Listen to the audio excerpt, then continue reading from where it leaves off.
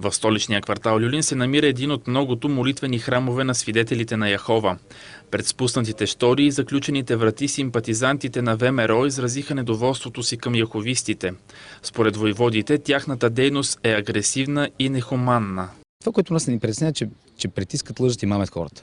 Нямаме нищо против убежденията и вярата на когото и да било. Проблемът е, когато някой използва вярата, наивността, притесненото положение на някого, за да му влезе под кожата, да му напълни главата с щуроти и в края на краищата този човек да се окаже благодетел на сектата Свидетели на Яхова. От свидетелите на Яхова никой не пожела да излезе пред протестиращите.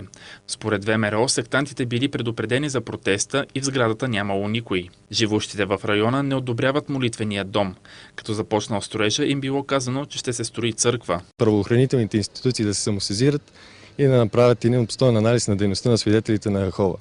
И на базата на този анализ, най-вероятно сектата бъде официално забранена в страната, както в Гърция, в Кипър, в Испания, в Русия, тъй като това е една много агресивна, опасна секта, абсолютна финансова пирамида.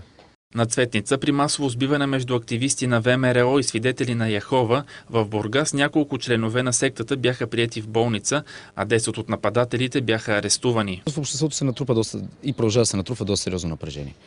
И няма както да не избие на някъде. Тези неща не са хубави, разбира се, не трябва да се случват, но в край на краища си няма един без огън. От ВМРО призоваха държавата да извърши проверка на средствата, с които разполагат от свидетелите на Яхова.